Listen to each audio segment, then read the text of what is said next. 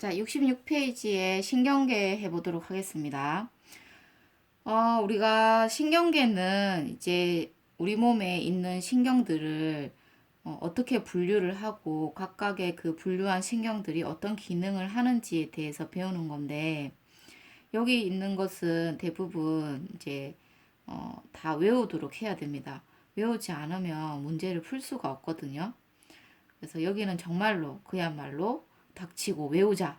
알겠죠?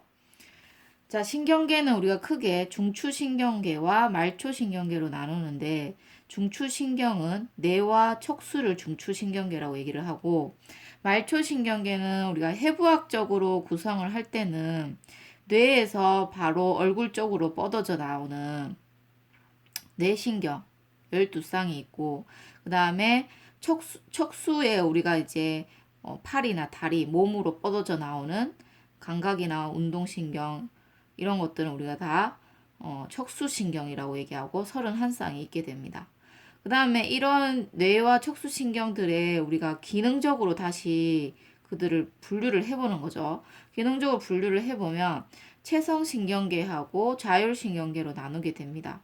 이 체성신경은 감각신경과 운동신경, 그 다음에 자율신경은 교감신경과 부교감신경으로 나누게 됩니다. 그래서 여러분도 여기 옆에다가 이런 식으로 그려놓고, 이렇게 신경을 분류할 수가 있구나, 이렇게 알면 됩니다.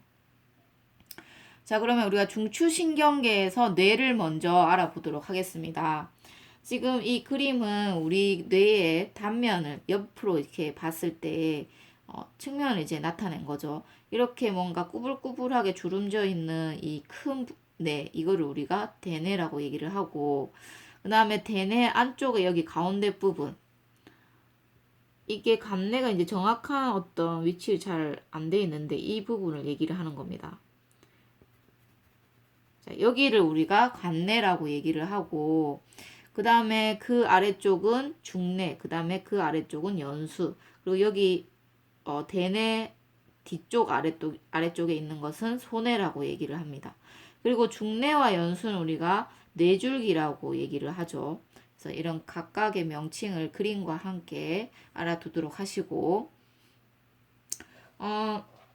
그러면 우리가 각각의 뇌에 대한 기능을 알아보면 첫 번째 대뇌에 대한 특징을 한번 알아보도록 하겠습니다. 대뇌는 감각과 수위 운동의 중추다라고 되어 있죠. 수위 운동이라는 것은 나의 어떤 의지에 의해서 몸을 움직이고 안 움직이고 하는 거, 이거를 우리가 수위 운동이라고 하는데, 그것을 조절하는 중추가 대뇌라는 거죠. 그 다음에 기억이나 판단 등의 고등 정신 활동의 중추다. 겠죠. 우리가 이제 공부할 때 뭔가를 외운다든지, 그다음에 문제를 푼 때 분석하고 뭔가 판단하고 이런 정신 활동이 일어나는 중추가 대뇌가 된다는 거죠. 대뇌는 좌우 두 개의 방구로 나뉘어진다. 그러니까 말 그대로 대뇌가 있으면 우리가 앞쪽으로 봤을 때 뇌가 오른쪽과 왼쪽에 두 개의 구로 이렇게 이루어져 있다는 거고, 좌우 방구는 몸의 반대쪽을 지배한다. 이유는 뭐냐면 연수에서 신경이 교차돼서 대뇌로 올라가기 때문이다. 알겠죠? 그래서 여러분들이 우리가 오른손을 많이 쓰면 왼쪽 뇌가 발달하고 왼손을 많이 쓰면 오른쪽 뇌가 발달한다고 얘기하는 게 다 이 이유에서 얘기를 하는 거죠. 그 다음에 표면에는 주름이 많아서 표면적이 넓더라. 그리고 겉질과 속질로 나눠진다. 이거 우리가 부신 얘기할 때도 겉질과 속질 얘기했었죠. 그쵸? 그래서 대뇌도 조직이 겉질과 속질로 나눠지는데, 겉질은 회색질, 색깔이 그러니까 회색으로 보인다는 거죠. 또는 회백질이라고 얘기해도 됩니다. 이유는 뭐냐면 신경세포체가 거기에 많이 모여있기 때문이다. 속질은 백색질이더라. 백색질은 축삭돌기가 많이 모여있기 때문에 그렇게 보인다는 거죠. 그래서 겉질과 속질이 어떤 색깔인지 알아두도록 하시고, 그 다음에 대뇌의 겉질을 우리가 다시 구분을 해보면 그 영역을 우리가 나눴을 때 전두엽, 두정엽, 후두엽, 측두엽으로 나누게 된다. 이거는 선생님이 수업 시간에 그림을 다 보여줬어요. 그쵸? 그래서 여러분들은 이렇게 적어 놓고 이렇게 나눠지는구나 라고 알고 있으면 되고, 그 다음에 이 각각의 전두엽, 두정엽, 후두엽, 측두엽은 기능이 있었었죠. 그래서 그 기능을 우리가 다시 세 개로 크게 묶어 보면은 감각령과 연합령, 운동령으로 나눠진다. 감각령이라는 것은 감각기관의 중추다. 감각기관에 자극을 전달받는 그것을 우리가 감각령이라고 하고, 연합령이라는 것은 그 전달받은 정보를 종합하고 분석하고 기억하고 사고 판단 추리하는 고도의 정신 활동이 일어나는 곳이다. 그 다음에 이제 운동력은 그러한 이제 우리가 판단하고 추리하고 이제 정신 활동을 한 후에 그리고 명령을 내려서 어떤 행동을 하게끔 하는 곳, 거기가 이 운동령인데, 그러니까 운동의 중추가 되는 곳이다. 자, 그 다음에 간내가 있는데, 간내는 아까 여기 이 부분이라고 얘기했었죠, 그쵸? 그래서 간내는 크게 시상과 시상하부, 그 다음에 그 아래쪽 뇌와 수체, 이렇게 세 부분으로 된다. 지금 여기 보면은 동그랗게 튀어나온 부분 있죠? 지금 여기가 뇌와 수체가 되고, 그 다음에 이 윗부분, 경계로 해서 이 윗부분이 시상이 되고, 이 아랫부분이 시상하부가 됩니다. 자, 그 다음에 간내는 자율신경계의 최고 조절 중추다. 최고 조절 중추. 이걸 알아두세요. 알았죠? 그 다음에 항상성을 유지하는데 작용을 한다. 그 다음에 중내. 중내는 안구의 운동을 조절을 하고, 그 다음에 홍채의 수축과 이완을 통해서 동공반사라는 걸 한다. 그래서 빛의 양을 조절을 할 수가 있더라. 자, 이게 뭐냐면 우리가 눈동자가 이렇게 있죠. 이거를 우리가 동공이라고 얘기를 하는데, 동공 근처에 이렇게 홍채가 이렇게 있는 거 여러분들이 다 봤을 거예요. 자기 눈을 확인해 보면. 그러면 우리가 이 동공의 크기에 따라서 빛이 많이 들어오고 적게 들어오는데, 어떤 우리가 어두운 상황에 들어갔을 때 또는 밝은 상황에 들어갔을 때 항상 일정한 빛의 양을 받아들여야 우리가 제대로 사물의 형태나 색깔을 구분을 할 수가 있거든요. 그러면 내가 엄청 밝은 곳에 갑자기 갔다. 그러면 빛의 양이 갑자기 너무 많이 쏟아져 들어오기 때문에 이때는 동공 크기를 이렇게 작게 해가지고 빛의 양을 적게 받아들이는 거죠. 근데 내가 어두운 곳에, 우리가 극장 같은 어두운 곳에 내가 갔다. 그러면 동공을 이제 크게 확대를 시켜가지고 빛을 많이 받아들여서 최대한 이제 거기 있는 빛을 다 받아들여가지고 사물의 형태를 구분을 하려고 하는 거죠. 그러니까 여기는 밝은 곳에 갔을 때 동공을 우리는 축소하고, 얘는 어두운 곳에 갔을 때 동공을 확대하는, 그래서 빛을 많이 받아들이게끔 이런 식으로 동공의 크기를 조절하는 거, 이거를 우리가 동공 반사라고 하고, 이거는 반사라는 말은 뭐냐면은 이렇게 동공을 크기를 조절하는 것은 내 의지에 의해서 내가 크게 되라고 한다고 해서 되고 작게 되라고 한다고 해서 되는 게 아니잖아요. 그렇죠? 어떤 상황에 따라서 우리 몸에서 자동적으로 조절되는 거, 어떤 자극이 왔을 때 그것에 대해서 반사적으로 반응을 한다라고 얘기를 하는 거죠. 그래서 중뇌는 동공 반사를 하게 되더라. 자, 그 다음은 소뇌. 소뇌는 대뇌와 함께 수위적 조절을 하는 곳인데, 그러니까 대뇌를 이제 보조해주는, 얘는 대뇌를 보조해주는 역할을 한다. 대뇌 보조다. 그 다음에 중요한 것은 몸의 균형을 유지한다는 거죠. 소뇌는. 자, 그 다음에 연수. 연수는 뇌와 척수에서 오는 대부분의 신경이 교차된다. 아까 얘기했죠. 그쵸?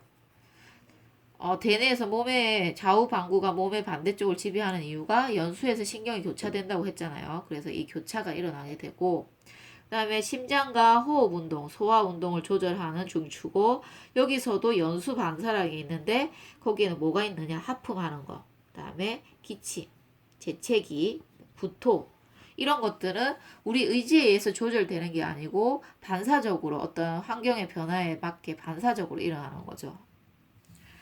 자, 그 다음에 그리고 여기에 몸의 균형을 유지하는데 뇌의 전정기관과 방골이관에서 오는 정보에 따라라고 되어 있잖아요. 그래서 우리 귀에 있는 이 전정기관과 방골이관이라는 게 있는데, 여기에 청신경이 다 있는데 이 청신경의 정보에 따라서 우리가 걸을 때 이제 똑바로 걸을 수 있게끔 몸의 균형을 유지를 해주는 거죠. 자, 그 다음에 척수에 대해서 알아보도록 하겠습니다.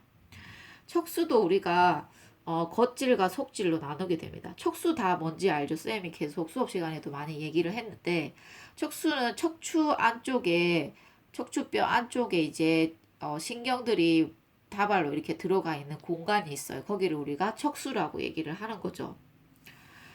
그래서 여기 지금 그림을 보면은 척수 그림이 나와 있습니다. 이 신경들이 모여져 있는 이 척추 안에 있는 그 신경 다발들을 우리가 척수라고 얘기를 하고, 겉질과 속질이 나눠지는데, 아까 대뇌에서도 우리가 겉질과 속질이 나눠진다고 했었죠. 척수도 마찬가지로 겉질과 속질로 나눠지고, 겉질은 백색질, 속질은 회색질. 이유는 축삭돌기가 많고 신경세포체가 많기 때문이다. 아까 대뇌와 지금 반대로 되고 있죠. 그래서 두 가지를 기억해 두도록 합시다. 그 다음에 후근과 그 다음에 정근이라는 게 있어요. 후근이라는 것은 등 쪽으로 들어가는 감각신경의 다발이고, 정근은 배 쪽으로 들어가는 운동신경의 다발이라는 거죠. 그래서 아래 그림을 여기 보면은 어, 지금 이 빨간색이 감각신경인데 파란색이 운동신경이고, 우리 허벅지에 지금 근육에 감각신경이 이렇게 있는데, 이 신경이 척수를 따라서 이동할 때, 이 척수의 여기가 앞쪽이고 여기가 뒤쪽이에요. 그래서 이 감각신경이 척수로 통해서 들어갈 때 보면은 뒤쪽을 통해서 이렇게 들어가고 있기 때문에 이거를 우리가 후근이라고 얘기를 하고, 그 다음에 운동신경, 파란색 운동신경을 보면 지금 똑같은 근육에서 나오고 있는 신경인데도 얘네들은 앞쪽으로 이렇게 들어가고 있죠. 그래서 얘네들은 정근이라고 얘기를 하는 거죠. 자, 척수는 반사운동의 중추다. 얘도 아까 우리 반사운동 하는 것은 중대가 있었고 연수가 있었죠. 척수도 반사 중추가 된다. 그럼 어떤 반사운동을 하느냐? 무릎 반사와 회피 반응, 그 다음에 배뇨 배변 반사, 이런 것들을 한다. 무릎 반사라는 것은 여러분 잘 알고 있죠. 한 번씩 무릎을 때려봤죠. 그래서 무릎을 이렇게 치면은 내 의지와 상관없이 무릎이 툭 올라가잖아요. 그걸 우리가 무릎 반사라고 하고, 해피 반응이라는 것은 여러분들 이제 이 단어를 하나 기억하면 돼. 아, 뜨거. 뜨거. 이거 다 알죠? 우리가 뜨거운 주전자나 뜨거운 물체에 손이 딱 닿자마자 바로 아, 뜨거 하면서 이렇게 손을 빼잖아요. 그러고 나서, 그러니까 동작이 먼저 일어나고 그 다음에 뜨거웠다는 판단이 일어나죠. 그걸 우리가 해피 반응이라고 얘기를 합니다. 그 다음에 배뇨 배변 반사는 말 그대로 내가 오줌이 마렵다든지, 그 다음에 그 똥이 마렵다든지, 이런 거는 배뇨 배변 반사죠.